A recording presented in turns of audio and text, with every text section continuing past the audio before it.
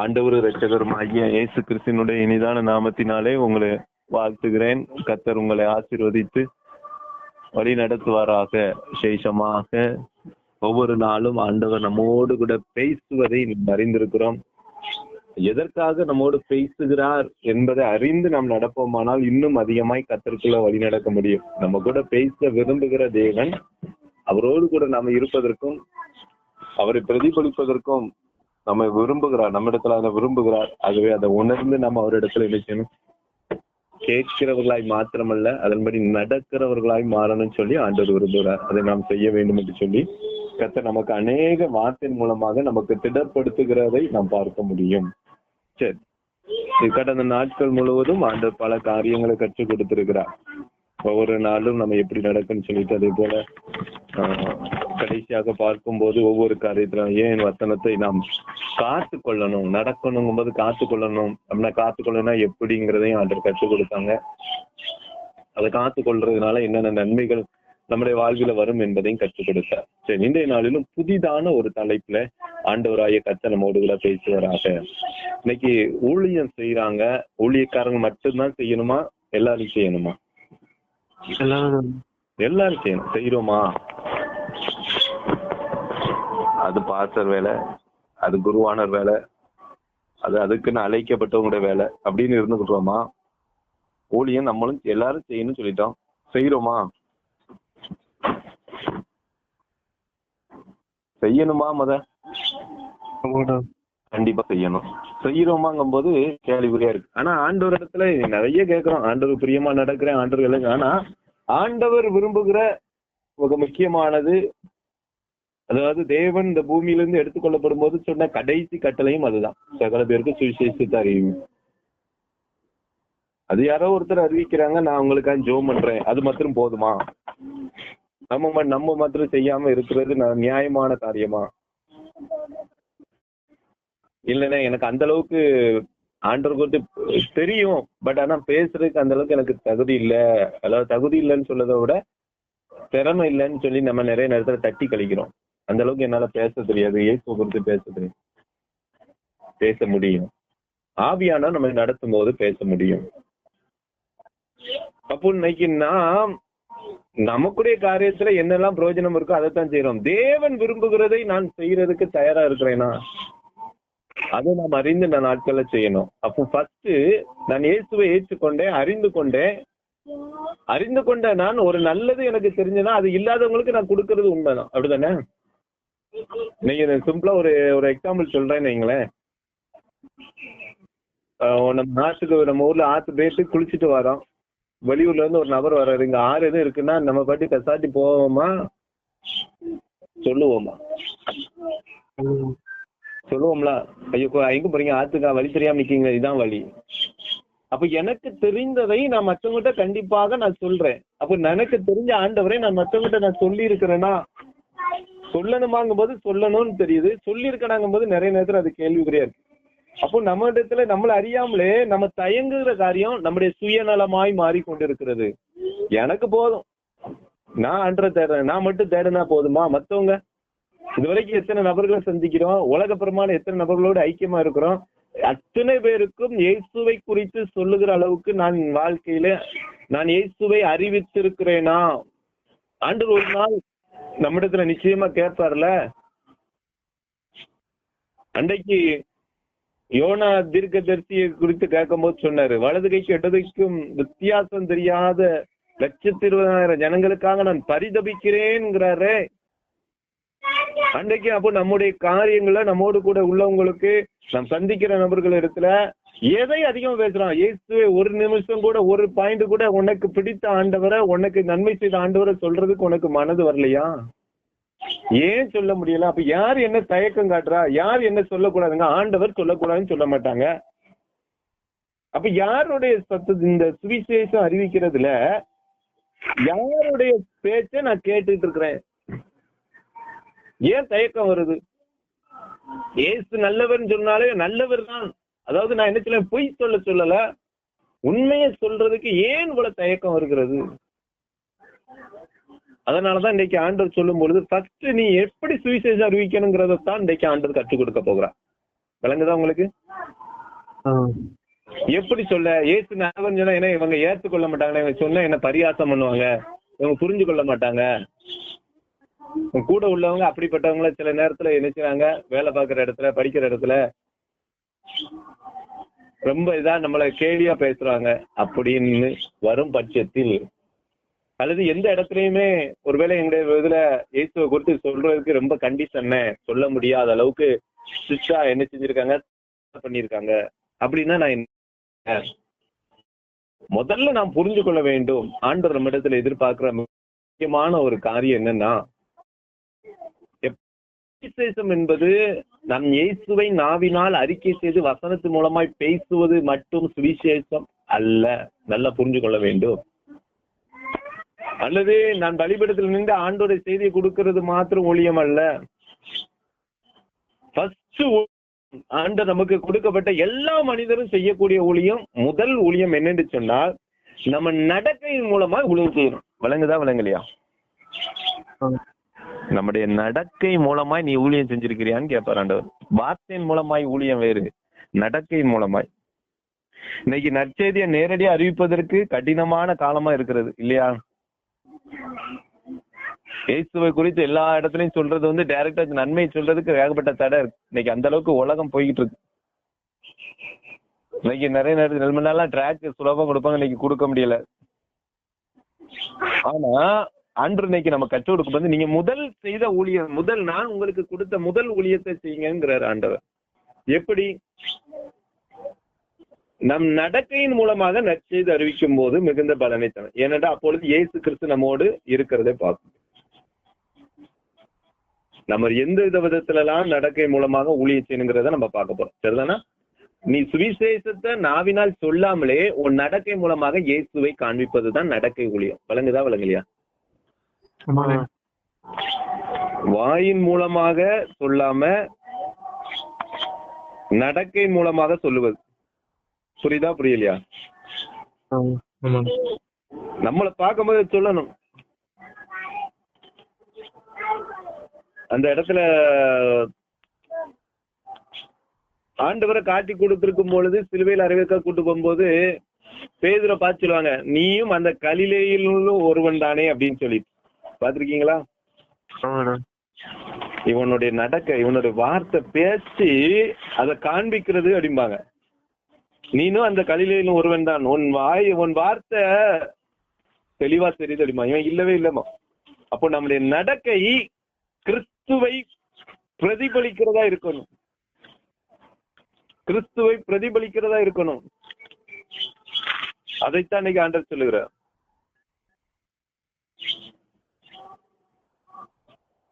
இன்னைக்கு நம்முடைய வாழ்க்கையில அந்த செயல்பாடு இருக்கா? மற்றவங்க என்னை பார்க்கும் பொழுது இயேசுவின் குணாதிசயங்களை பார்க்கணும். இயேசுவினுடைய கட்டளையின்படி வசனத்து போய் நடக்கிறத மற்றவங்க பார்க்கணும். அதைத்தான் ஆண்டவர் சொன்னார். இவன் அங்க இருந்தான், இவன் தேவனுடைய பிள்ளை அப்படிங்கறது சொல்லணும். நீ ஒரு வாசிங்கன்னா ஈஸியா புரியும். மத்தேயு 26:73 வாசிங்க. மத்தேயுல 26:73 வாசிங்க.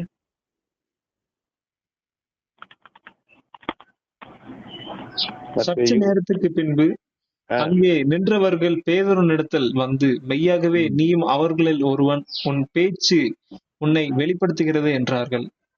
நான் இயேசுவோடு இருந்தவன் அவன் சொன்னாராம் பேதுரு. இல்ல எதை வச்சு அவங்க பேசுற அவன் நடவடிக்கை, அவன் அதாவது என்ன சொல்றது, அவன் பேசுற வார்த்தைகள் ஒரு என்ன செய்யறது, தாழ்மை, பொறுமை, அன்போடு பேசுற ஒரு காரியம்.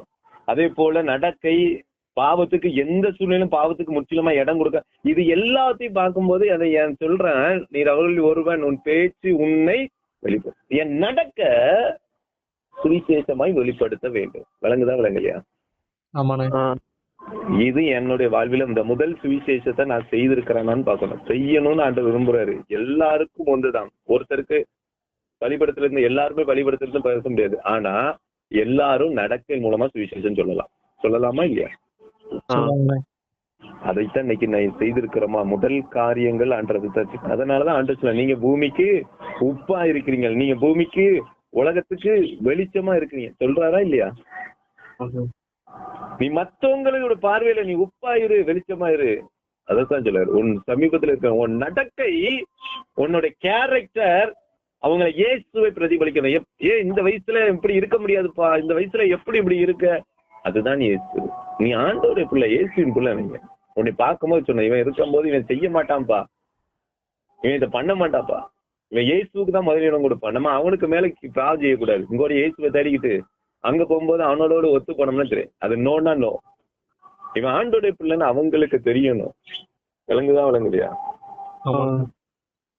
அதனாலதான் நம்ம இன்னைக்கு பூமிக்கு வெளிச்சமா வச்சிருக்கிறேங்கிறாரு. இயேசுவை அறிந்தவர்கள் ஊழியம் வந்து அவங்க மட்டும்தான் சொல்ல. நான் என் நடக்கிறது மூலமா ஊழியம் சொல்ல எத்தனை பேரை நான் ஆதாயப்படுத்திருக்கிறேன். நாம பேசுகிற ஒரு வார்த்தை அநேகரை கிறிஸ்துக்குள்ள உள்ளப்படுத்தும். நாம் செயல்படுகிற நடக்கையை பார்க்கும்போது அநேகர் இயேசுவை ஏற்றுக்கொள்வதற்கு வழியாக இருக்கும். நம்மளை அறியாமலே அது நடக்கும். அது அநேகருக்கு ஒரு சாட்சியா எழும்பது உண்மை. நான் இதை நிறைய கேள்விப்பட்டிருக்கேன். என் வாழ்க்கையில அதை அனுபவப்பட்டிருக்கிறேன். என் நடக்கை இயேசுவை பிரதிபலிக்க வேண்டும். விளங்குதா விளங்கலையா? அதனாலதான் இன்னைக்கு ஆண்டவர் சொல்ற ஒரு காரியம், என்ன ஆசீர்வதிக்கான்னு பேசக்கூடாது. என் தேவன் எனக்கு கொடுத்த அந்த முதல் ஊழியத்தை செய்தால்தான் பரலோகம். எல்லாரும் செய்யணும், செய்ய முடியும். அப்படித்தானே? இயேசு பிரியமானது நீ நடந்தாலே அது ஊழியம் தான், முடிஞ்சு போச்சு. ஒவ்வொரு மனுஷனுக்கு நீ பார்த்து நடக்கண்டா. ஏசப்பா என்ன விரும்புறாரோ அதன்படி நடந்துட்டனாலே, மனுஷன் மத்தியில நீ நடந்துட்டனாலே அதே பெரிய ஊழியம். விளங்குதா விளங்கலையா? அந்த ஊழியம் தான் இன்னைக்கு ரொம்ப தடைப்பட்டு இருக்கு. தேவன் எதிர்பார்த்த முதல் ஊழியம் இதுதான். புரியுதா புரியலையா? அந்த ஊழியம் இன்னைக்கு நிறைய நேரத்துல இல்ல. தேவன் சொன்ன முதல் ஊழியமே இதுதான்.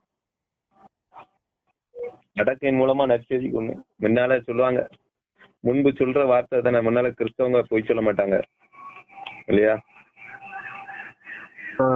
கிறிஸ்தவர்கள் பொய் சொல்ல மாட்டாங்க, சண்டை போட மாட்டாங்க. இல்லையா? கேள்விப்பட்டிருக்கீங்களா?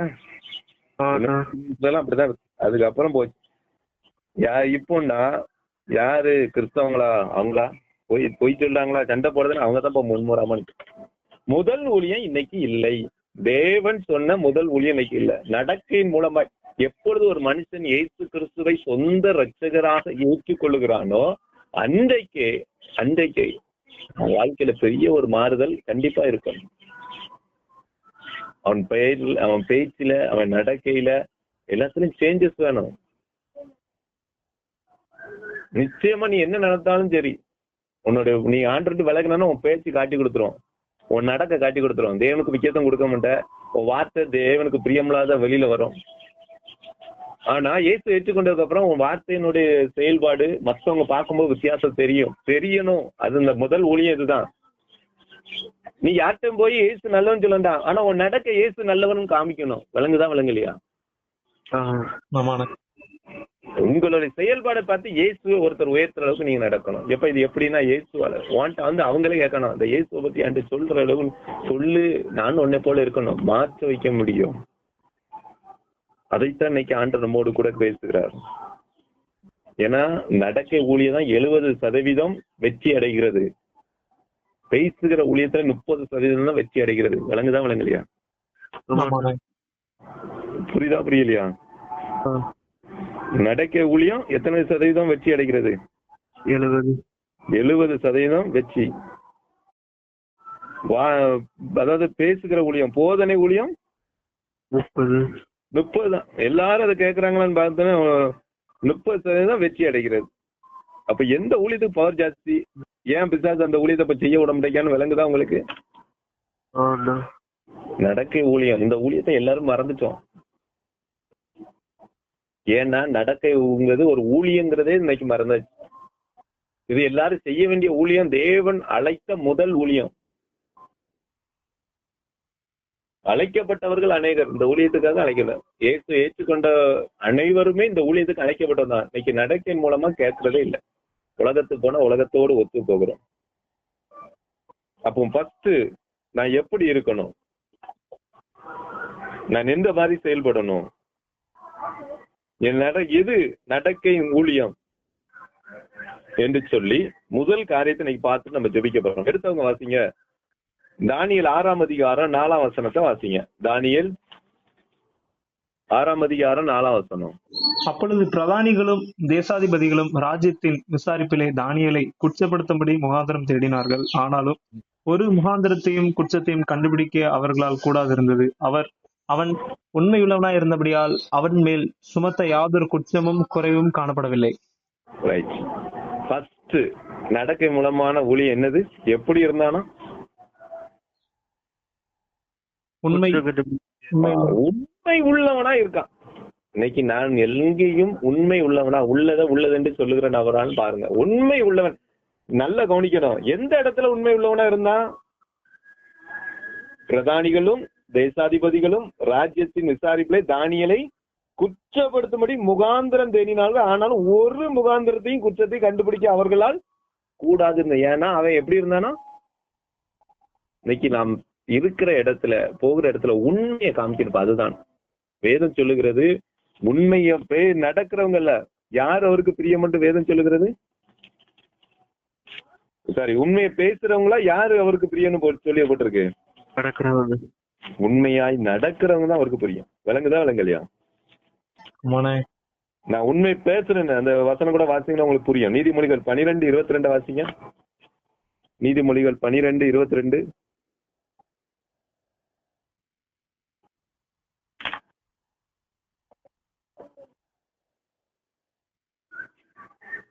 பொய் உதடுகள் கர்த்தருக்கு அருவருப்பானவைகள், உண்மையாய் நடக்கிறவர்களோ அவருக்கு பெரிய.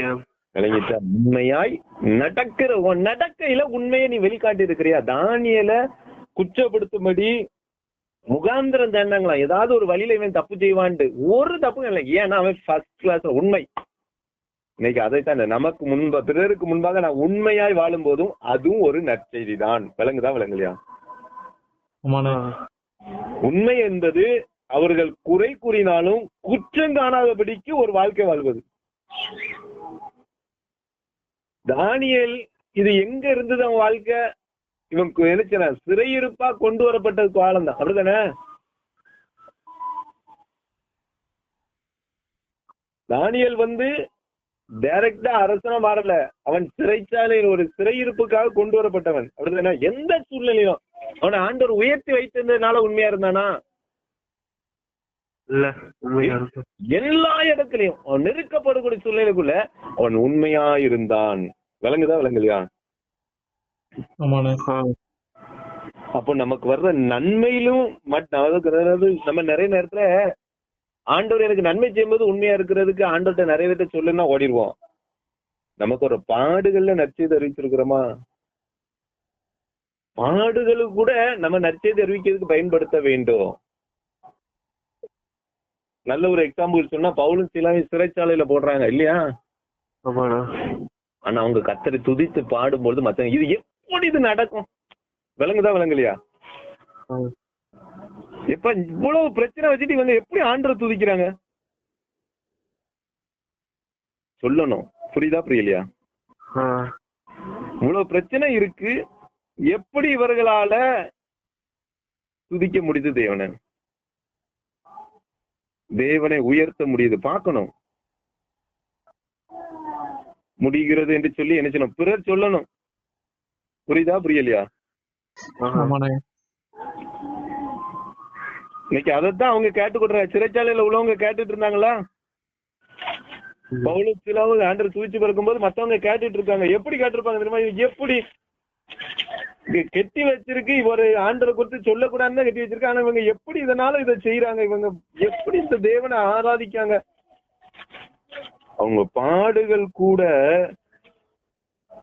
ஆண்டவரை மகிமைப்படுத்துறதுக்காக பயன்படுத்துகிறார்கள். இன்னைக்கு நாம எப்படி இருக்கிறோம்? எல்லாரும் அந்த இடத்துல கூட அவன் தனக்கு வர்ற போராட்டத்துல கூட இயேசுவை பிரதிபலிப்பதற்காக அவர்கள் பயன்படுத்தினார்கள். சத்துரு வெட்கப்பட்டு போகும்படி நடப்பதுதான் நற்செய்தி. விளங்குதா விளங்கலையா? பத்தி நல்லாவே தெரியும். பிசாசு வெட்கப்பட்டோம்னா நீ உண்மையா இருக்கிற ஆண்டவர். பிறருக்கு முன்பாக நாம் உண்மையா வாழும் போது அதுவும் ஒரு நற்செய்தி தான், அதுவும் ஒரு ஊழியம் தான். இன்னைக்கு அதை நம்ம செய்யறதுக்கு நிறைய நேரத்தை தவறு பண்றோம். ஏன்னா இது ஊழியங்கிறது பிசாசுக்கு தெரியும், ஆண்டவருக்கு தெரியும், ஆனா நமக்கு தெரியல. அதனாலதான் இதை பெருசா செய்யறது இல்லை, இது பெருசா நினைக்கிறது இல்லை. ஆனா தேவன் நமக்கு சொன்ன முதல் ஊழியமே இதுதான். நம்முடைய நடக்கை மூலமா மத்தவங்களுக்கு நான் ஸ்ப்ரெட் பண்ணோம். அதாவது அப்போஸ்தலர் காலத்திலே அப்படிதான். இந்த சபையில நிறைய நெருக்கம் வரும் பொழுது சிதறி போனவர்கள் எங்கும் வசனத்தை பிரசித்தப்படுத்தினார்கள் சொல்லப்பட்டிருக்கு. என்ன எப்படி வசனத்தை பிரசித்தப்படுத்துறாங்க எங்குமே சொல்ல முடியாத அளவுக்கு தான் இவங்களுக்கு சொல்லக்கூடாதுன்னு சிதற பண்ணுதாங்க. அப்ப இவங்களுடைய நடக்கை இது எப்படி உபத்திரவத்திலையும் நீங்க எப்படி கரெக்டா இருக்கிறீங்க? ஒரு பிரச்சனை வந்துச்சுன்னா நம்ம என்னடா செய்வோம் ஏமாற்று வேலை பண்ணுவோம்னு நினைப்பாங்க. நீங்க அந்த உபத்திரவத்திலையும் நீங்க உண்மையா இருக்கீங்களா? எப்படி இருக்கீங்க? நம்மளை பார்த்து கேட்கிற அளவுக்கு என் நடக்க இருக்கணும். அதே மோடத்துல நம்மளை உயர்த்தி வச்சிருக்கும் போதும் உங்களுடைய கேரக்டர் மாறாம, உங்களுடைய செயல்பாடு மாறாம, உங்களுடைய பேச்சு மாறாம, உங்களுடைய அன்பு மாறாம இருக்கும் போது அதுவும் சுவிசேஷம். உயர்விலும் தாழ்விலும் உண்மை மாறாமல் இருப்பது. விளங்குதா விளங்கலையா? அதைத்தான் இன்னைக்கு ஆண்டு நம்மோடு கூட பேசுகிறத நம்ம பார்க்க முடியும். ஏன்னா அவன் இருந்த சிச்சுவேஷன் அப்படி. தானியல்ல பார்க்கும்போது தானியல் 1ஆம் அதிகாரம் 1ஆம் வசனத்தையும் 3ஆம் வசனத்தையும் பாருங்க. தானியல் 1ஆம் அதிகாரம் 1ஆம் வசனத்திலையும் 3ஆம் வசனத்தையும் பாருங்க. யூதாவின் ராஜாவாகிய யோயாக்கீம் அரசாண்ட 3ஆம் வருஷத்திலே பாபிலோனின் ராஜாவாகிய நெபுகாத்நேச்சார் எருசலேமுக்கு வந்து அதை முற்றுகை போட்டான். அப்பொழுது இஸ்ரவேல் புத்திரருக்குள்ளே ராஜ்ய குலத்தார்களிலும் துறை மக்களிலும் யாதொரு மாசும் இல்லாதவர்களும் அழகானவர்களும் சகல ஞானத்திலும் தேறினவர்களும் அறிவில் சிறந்தவர்களும் கல்வியில் நிபுணரும் ராஜாவின் அரண்மனையிலே சேவிக்கு திறமையுள்ளவர்களும் ஆகிய சில வாலிபரை கொண்டு வரவும். சிறையிருப்பாதான் கொண்டு வர்றேன். நல்லா கவனிக்கணும். ஏன் அப்படின்னா இந்த ஆண்டவர் தெளிவா சொல்றாரு.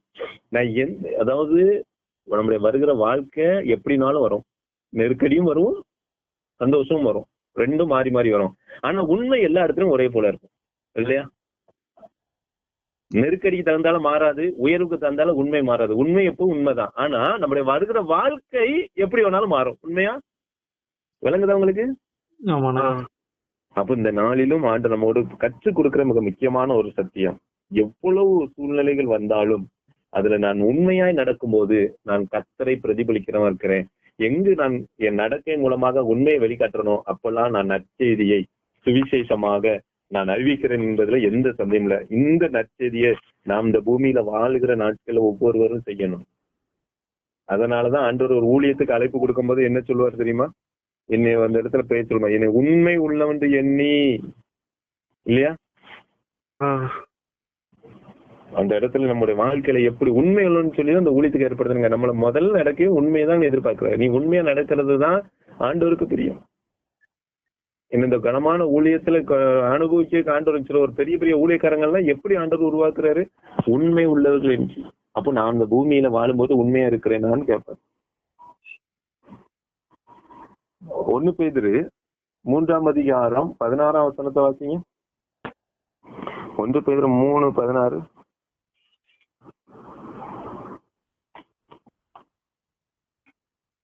கிறிஸ்துவுக்கு ஏற்ற உங்கள் நல்ல நடக்கையை தூஷிக்கிறவர்கள் உங்களை அக்கிரமக்காரர் என்று உங்களுக்கு விரோதமாய் சொல்லுகிற விஷயத்தில் வெட்கப்படும்படிக்கு நல் மனசாட்சி உள்ளவர்களாய் இருங்கள். விளங்குதா? உங்களதான் கிறிஸ்துவுக்கு ஏற்ற உங்கள் நல்ல நடக்கை தூசிக்கிறவங்க உங்களை அக்கிரமக்காரர்கள் என்று உங்களுக்கு விரோதமாய் சொல்லுகிற விஷயத்தில் வெட்கப்படும்படி நல் மனசாட்சி உள்ளவங்க. உங்களை குறைச்சு நான் நல்லாதான் இருக்கேன், ஏன் என்னை குறை சொல்லுவாங்க? அதுல நீ அதுதான் சாட்சி, அதுதான் நற்செய்தி. விளங்குதா விளங்கலையா? உண்மை அதான் ஆண்டவர் நம்ம பார்க்கும்போது மற்றவங்களுடைய காரியங்கள்ல நம்ம எப்படி இருக்கணும்? சாட்சி உள்ள ஒரு வாழ்க்கை வரணும். யாவருக்கும் செய்யறதுல நீ உண்மையா இருக்கிறியா? 3 யோவான் 1:5 பாருங்க. 3 யோவான்ல 1:5 வாசிங்க. சகோதரர் வந்து நீ சத்தியத்தில் நடந்து கொள்ளுகிறாய் என்று உன்னுடைய உண்மையை குறித்து சாட்சி கொடுத்த போது மிகவும் சந்தோஷப்பட்டேன். என் பிள்ளைகள் சத்தியத்தில் நடக்கிறார்கள் என்று நான் கேள்விப்படுகிற சந்தோஷத்திலும் அதிகமான சந்தோஷம் எனக்கு இல்லை.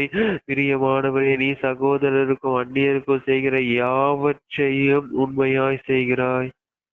இதுதான் மற்றவங்க பார்வையில நான் எப்படி இருக்கிறேன்னு பார்க்கணும். மற்றவங்களுக்கும் கூட, அதாவது நெருக்கமானவங்களுக்கு யார்கிட்டையும் ஒரே போல நடக்கிற ஒரு நடக்க, அதான் உண்மை. விளங்குதான் விளங்கலையா? எல்லார்ட்டையும் அவங்க விசுவாசியோ யாருடைய காரியங்கள் எனக்கு பிரியமானவங்கிட்ட இப்படி நடப்பேன், பிரியமில்லாமட்ட அப்படின்னா எல்லார்ட்டையும் அந்த உண்மையான ஒரு நடக்க. அதான் சில சகோதரிடத்திலும் பிற மனுஷரிடத்திலையும் நீ உண்மையா நடக்கிற, அதுதான் சுவிசேஷம். அதுதான் தேவன் விரும்புகிற சுவிசேஷம். அதே போல மோசே குறித்து சொல்லப்படுகிறது. மோசே தேவனுடைய வீட்டில் எங்களும் எப்படி இருந்தானா? உண்மையுள்ளவனாயிருந்தார். எபிரேயர் 3:2 வாசிங்க. எதுனா எபிரேயர் வேகமா ஒருத்தர் வாசிங்க. 3:2 எபிரேயர் 3ஆம் அதிகாரம் 2ஆம் வசனத்தை வாசிங்க. மோசே தேவனுடைய வீட்டில் எங்கும் உண்மையுள்ளவனாய் இருந்தது போல இவரும் தம்மை ஏற்படுத்தினவருக்கு உண்மையுள்ளவராய் இருக்கிறார். விளங்குதா? பயன்படுத்த நபர்கள்லாம் முதல் ஊழியம் செஞ்சுட்டு தான் இருந்திருக்காங்க. அதுதான் முதல் ஊழியமே, உண்மையா இருப்பது. சூழ்நிலைகள் இருந்தாலும் அது உண்மையா இருக்கிறது. அதே மாதிரி பவுல் சொல்லுவாரு, 1 தீமோத்தேயு 1:12 பாருங்க. 1 தீமோத்தேயு 1:12. என்னை பலப்படுத்துகிற நம்முடைய கர்த்தராகிய இயேசு கிறிஸ்து என்னை உண்மை உள்ளவர் என்று எண்ணி இந்த ஊழியத்திற்கு ஏற்படுத்தினபடியால் அவரை ஸ்தோத்தரிக்கிறேன். விளங்குதா? என்னை பலப்படுத்துற கர்த்தராகிய இயேசு கிறிஸ்து என்னை உண்மை உள்ளவன் எண்ணி. அதாவது முதல் ஊழியமே உண்மைதான்ப்பா. எல்லா இடத்துலயும் நீ உண்மையா இருக்கணும். அதுதான் நீ வேலை பார்க்குற இடம், படிக்கிற இடம், வீட்டுல, ஊழியத்துல, சர்ச்சில், எங்க போறியோ, நான் இதுல மட்டும்தான் பண்ணேன். எல்லா இடத்துலயும் உண்மையா இருக்கிற ஒரு அனுபவம் நம்முடைய வாழ்க்கையில இருக்கான்னு சொல்லி ஆண்டவர் எதிர்பார்க்கிறார். நம்ம இடத்துல இது உண்டா? இன்னைக்கு எப்படி இருக்கிறோம்? இந்த உலகத்துல நீ உண்மையா இல்லைன்னா நீ எப்படி ஆண்டவருடைய காரியத்துல மெய்யான காரியத்தை உனக்கு நன்மை கொடுக்கணும்? எப்படி கொடுக்கணும்? நீ உண்மையா இருக்கான்னு பாப்பர்ல. முதல் ஊழியத்துல நம்ம செலக்ட் ஆகணும்ல. லூக்கா 16ஆம் அதிகாரம் 11-12 வாசிங்க. லூக்கா 16ஆம் அதிகாரம் 11-12. அநீதியான உலக பொருளை பற்றி நீங்கள் உண்மையாயிராவிட்டால் யார் உங்களை நம்பி உங்களிடத்தில் மெய்யான பொருளை ஒப்புவிப்பார்கள்? வேறொருவனுடைய காரியத்தில் நீங்கள் உண்மை உள்ளவர்களாய் இராவிட்டால் உங்களுக்கு யாதொன்றை சொந்தமாக்க கொடுப்பவர் யார்? விளங்குதா? ஆண்டவர் எதிர்பார்க்கிற முதல் ஒளி அதுதான்ப்பா. இந்த நற்செய்தி அறிவிக்கிறதுல முதல்ல நீ உண்மையை தான் எதிர்பார்க்கிறார் ஆண்டவர். பிறருக்கு முன்பாக நீ உண்மையா வாழு. அது இயேசுவை பிரதிபலிக்கிறது. அவ்வளவுதான் நான் சொல்லுவேன். அது இயேசு கிறிஸ்துவை பிரதிபலிக்கிற ஒரு காரியம்தான் உண்மை. அதுதான் நற்செய்தி. நம்மளும் இயேசுவை குறித்து உண்மையை சொல்றதுதான் நற்செய்தி. இதை நீ நடக்கல காட்டுனா அதான் நற்செய்தி இல்லையா? நம்ம எக்ஸ்ட்ரா சொல்றோமா? இப்ப போதனை மூலமா சொல்ற வார்த்தைகள் ஒவ்வொன்றும் உண்மையதான் சொல்றோம் இல்லையா? இயேசு எப்படிப்பட்டவர், என்னெல்லாம் செய்வது உண்மையை சொல்றோம். அந்த உண்மையை நான் நடக்கையில காட்டுறேன். அதுதான் நற்செய்தி. ஆண்டவர் இந்த உண்மையை பார்த்துதான் நமக்கு போதனை ஊழியத்தை கொடுக்கிறாரு மற்றவங்களுக்கு. அப்ப நம்ம அந்த உண்மை இருக்கான்னு பார்க்கணும். அதைத்தான் இன்னைக்கு ஆண்டவர் சொல்லுகிறார். எவ்வளவு பிரச்சனைக்கும் இருந்த போதும் இவங்க எப்படி இதுல இருக்கிறாங்க, மற்றவங்க ஆச்சரியப்படும்படியாய் ஒரு நடக்க. இவன் எவ்வளவு காரியத்துல இருந்தாலும் சரி, அவனுக்குள்ள என்ன செய்ய அந்த தாழ்மை குணம் இருக்கிறதை பார்க்கணும். உண்மை யாரும் நம்மளை குற்றப்படுத்தலாம், அந்த குற்றத்தை அவங்களை நிரூபிக்க முடியாதபடிக்கு நம்ம வாழணும். விளங்குதான் விளங்கலையா? யாரும் என்னை குற்றப்படுத்த கூடாதுன்னு நீ வாழ்ந்தனா வாழ முடியாது. யாரு வேணாலும் நம்மளை குற்றப்படுத்தலாம். அந்த குற்றம் நிரூபிக்கப்படாதபடிக்கு நீ உண்மையா இருக்கணுங்கிறாரு. ஏமாத்தக்கூடாது, உண்மையா இருக்கணும். அவங்க பொய் தான் சொன்னாங்கன்னா அவங்களுக்கே திருப்பி அடிக்கிற மாதிரி உன் நடக்கு உண்மையா இருக்கட்டுங்கிறாரு. குற்றப்படுத்துறவங்களை தடுக்க முடியாது. ஆனா குற்றத்தின்படி, அவங்க குற்றம் சொன்னபடி நம்ம வாழாம இருக்க முடியும். அப்படி இல்ல, நான் உண்மையா தான் இருக்கேன். இதுக்கு நல்ல ஒரு எக்ஸாம்பிள் தானியேல். அப்படிதான் இல்லையா? தானியேல் எடுத்துக்கிட்டா அப்படிதான் உண்மை உள்ளவன். மோசே எடுத்துட்டா உண்மை உள்ளவன். அதே போல பவுல சொன்னாலும் அவர் உண்மை உள்ளவன் என்று எண்ணிதான் ஆண்டவரை பொறுப்பு கொடுக்கும். உண்மை. அப்போ நம்ம நடக்கையில ஃபர்ஸ்ட் நம்ம இருக்கிற எல்லா இடத்துலையும் என் நடக்கையில நான் உண்மையை காட்டும் பொழுது, உண்மையா பிறருக்கு முன்பாக உண்மையா வாழ்வதுதான் நற்செய்தி. அதாவது குறை கூறினாலும் குற்றம் காணாதபடிக்கு ஒரு வாழ்க்கை வாழலாம். அது நன்மையிலும் சரி, சிறையிருப்பான வாழ்க்கை வந்தாலும் சரி, என்னை மற்றவங்க பார்வையில இயேசுவை பிரதிபலிக்கப்படியான ஒரு வாழ்க்கை உண்மை. ஏன்னா அவர் வேதம் சொல்கிறது அவர் உண்மை உள்ளவர் இல்லையா? இல்லையா? இயேசு கிறிஸ்து உண்மை உள்ளவர் தான். அவர் உண்மை உள்ளவர். அவர் தம்மை தாமே மறுதளிக்க மாட்டார்னு தான் சொல்லுது. அப்ப நம்ம அவரை போல நம்ம இருக்கணும்னு சொல்லிதான் ஆண்டவர் நம்ம இடத்துல நினைச்சார் இருக்கிறார், விரும்புகிறார். ஆகவே அவர் உண்மை உள்ளவராக நாம இருப்பது போல நாம என்ன செய்யணும்? உண்மை உள்ளவர்களா என்ன செய்யணும்? இருக்கணும். உண்மையாக நாம வாழும்பொழுது முதல் என் நடக்கையில உண்மை இருக்கணும். அது 2 தீமோத்தேயுல 2:13 மாத்திரம் வாசிங்க, ஜெபம் பண்ணுவோம். 2 தீமோத்தேயு 2ஆம் அதிகாரம் 13ஆம் வசனம். நாம் உண்மை இல்லாதவர்களாய் இருந்தாலும் அவர் உண்மையுள்ளவராய் இருக்கிறார். அவர் தம்மை தாம் மறுதலிக்க மாட்டார். Right. அவர் உண்மை உள்ளவராய் இருக்கிறார். அவர் உண்மை உள்ளவராய் இருக்கு. ஏன்னா அவரை பிரதிபலிப்பதுதான் உண்மையான நடக்கை. விளங்குதான் விளங்கலையா? ஆமாண்ணே. அவரை உண்மையா ஏன் நடக்கணும்னா இயேசுவை பிரதிபலிக்கிறது. அப்ப என் நடக்கையில இயேசுவை பிரதிபலிப்பதும் சுவிசேஷமே.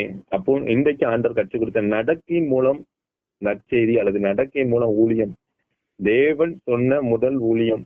அதுல நமக்கு ஆண்டவர் சொல்ற முதல் காரியம் என்ன அப்படின்னா, பிறருக்கு முன்பாக உண்மையாய் வாழும் போது நாமும் நற்செய்தி இருக்கிறோம் என்று சொல்லி ஆண்டவர் நம்மோட பேசியிருக்கிறார். ஆகவே அந்த வார்த்தையை அறிந்த நாம் அவர் கீழ்ப்படிவோம், அவர் நாமத்தை உயர்த்துவோம். கர்த்தர் இந்த வார்த்தைகளை ஆசீர்வதிப்பாராக. ஆமென். ஜெபம். கிருபை நிறைந்த அன்பு தகப்பனே, இந்த நல்ல நாளுக்கு அங்கீகம் நன்றி செலுத்துகிறோம். நடக்கை மூலமா நற்செய்தி ஊழியம் எப்படி செய்யணும், தேவன் சொன்ன முதல் ஊழியம் என்ன? இன்னைக்கு நாம அடுத்த ஸ்டெப் 2வது ஊழியத்துக்கு தான் ஓட பாக்குறோம். 2வது ஊழியம் என்னால செய்ய முடியாதுன்னு நம்ம பாட்டு ஃப்ரீயா விட்டுறோம். எங்க சொல்ல முடியாது, இவங்கிட்ட பேச முடியாது, ஊழியம் மட்டுமே ரொம்ப தடை. ஆனா இந்த ஊழியத்தை யாருமே தடை பண்ண முடியாது. நடக்கையின் மூலியத்தை யாரும் தடை பண்ண முடியாது. நீ உண்மையா நடக்க போற. இது நான் மத்தவங்கிட்ட சொல்லல, ஆனா என் நடக்க மத்தவங்கள கர்த்தர்களை மாற்றுவதற்கு, கர்த்தரை அறிவதற்கு ஒரு வாய்ப்பாக முடியும். ஏன்னா இயேசு ஜீவனுள்ள தேவன், எப்படி வேணாலும் நற்செய்தியை சொல்ல முடியும். இயேசுவை போல ஒரு காரியம், ஒரு உண்மை சம்பவத்தை கூட ஒருத்தர் சொன்னது உண்டு. ஒரு மலை கிராம மக்கள் இடத்துல போய் ஆண்டவர் சுவிசேஷ அறிவிக்கைக்காண்டி ஒரு மனுஷர் போனார். இதுக்கு முன்பதாக ஒருத்தர் தான் ரொம்ப நாள் கேப் விழுந்து அங்க போயிடலான்னு புதுசா ஒருத்தர் போய் அந்த இடத்துக்குள்ள போறாரு. அப்ப அங்க போகும்போது சொன்னார், ஏசு இப்படிப்பட்டவர் இப்படிப்பட்டவர் இப்படிப்பட்டவர் என்று சொல்லி. அவர் எல்லாருக்கும் அன்பு காட்டுவார், எல்லாத்தையும் அக்கறையா இருப்பாரு, எல்லாருடைய தேவைகளுக்கு சந்திப்பாரு, நீ என்ன கேட்டாலும் கொடுப்பாரு, உங்களுக்காக எப்ப வேணாலும் எதனாலும் உதவி செய்வாரு அப்படின்னு சொல்லி. அப்ப அந்த மக்கள் சொன்னாங்களா, அந்த மலை கிராம மக்கள், இதே போல ஒரு நபர் தான் எங்க ஊர்ல கொஞ்ச நாள் இருந்தாரு அப்படின்னு சொல்ல உடனே அவரு யாருன்னு நாங்க ஆராய்ச்சி பார்க்கும்போது இதுக்கு முன்பதாக வந்த ஒரு ஊழியர், ஒரு மிஷினரி அப்படி வாழ்ந்து காட்டியிருக்கார். இயேசுவை என்ன செஞ்சிருக்காங்க, இயேசுவை பிரதிபலிக்கும்படியாக வாழ்ந்து காட்டியிருக்கிறார். அது இயேசுவை அறிவதற்கு அந்த ஜனங்களுக்கு ஒரு வாய்ப்பா இருந்துச்சு. இன்னைக்கு நாம எப்படி இருக்கிறோம்? இயேசு உண்மை உள்ளவர், நானும் உண்மை உள்ள பிள்ளையா இருக்கிறேன், நான் இயேசுவின் பிள்ளைன்னு சொல்றேன்னு. இயேசுவை போல ஒரு உண்மை உள்ள வாழ்க்கை எனக்கு வேணும். ஆண்டவர் இந்த இடத்துல அப்படிதான் இருக்கிறேன். நீ பிறருக்கு உண்மையா வாழு, ஓப்பனா இருக்கணும் உன்னுடைய இருதயம். சகோதரருக்கு அதை சொல்ல யோவான்ல பாத்திரம்ல, சகோதரருக்கும் மற்றவர்களுக்கு செய்த காரியத்தை நீ உண்மையா செய்கிறாய். உண்மை உனக்கு ஏற்றபடி இருக்கல, சத்தியத்தின்படி வாழ்வதுதான் உண்மை. வசனத்தின்படி உண்மை, நமக்கு ஏற்றபடி இல்ல. இன்னைக்கு நம்ம பார்வையில உண்மையா இருப்போம், நம்முடைய நம் நினைவின்படி அல்ல. இன்னைக்கு நம்முடைய நினைவின்படி நம்ம கரெக்டா தான் இருக்கும். இன்னைக்கு நிறைய நேரத்தில் அப்படிதானா, உண்மையா தானே இருக்கிறேன். வசனத்தின்படி நீ உண்மையா இருக்கிறியா?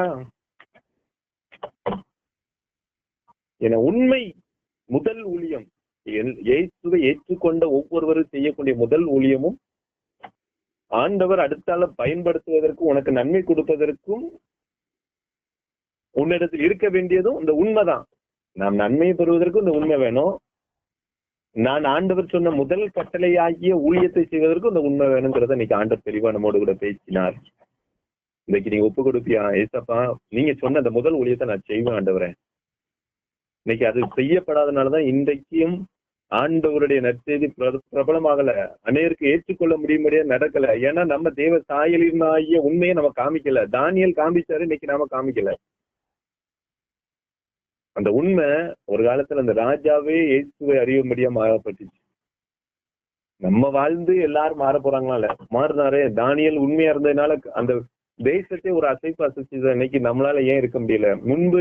முன்பு சொன்னாங்க, ஒரு ஜெனரேஷனுக்கு முன்ன கட்டி கிறிஸ்தவங்க எல்லாம் இப்படிதான் இருப்பாங்க, உண்மையா இருப்பாங்க, பொய் சொல்ல மாட்டாங்க, சண்டை போட மாட்டாங்க, பொறுமையா இருப்பாங்க. இன்னைக்கு அது இல்லையே.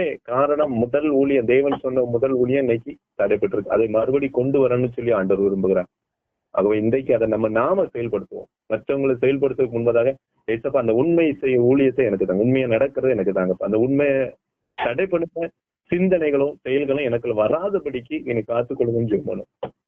இந்த வார்த்தையின்படி ஆண்டவரே, யார் யாரெல்லாம் உண்மையா ஒப்பு கொடுக்குறாங்க ஒவ்வொருவரையும் நீ நினைத்தருகிறது. உண்மையாய் நடந்து, உண்மையாய் பேசி, உண்மையாய் யாரு குற்றப்படுத்துறாங்க அந்த குற்றத்தை அவங்க சொன்ன தவறுண்டு உணரத்தக்கதாக அந்த உண்மையான ஒரு வாழ்க்கை வாழ கர்த்தர் எங்களுக்கு உதவி செய்ய. கேட்ட பிள்ளைங்க இனி கேட்க போற பிள்ளைங்களுக்கு அது பிரயோஜனமாக்கிட்டாங்க.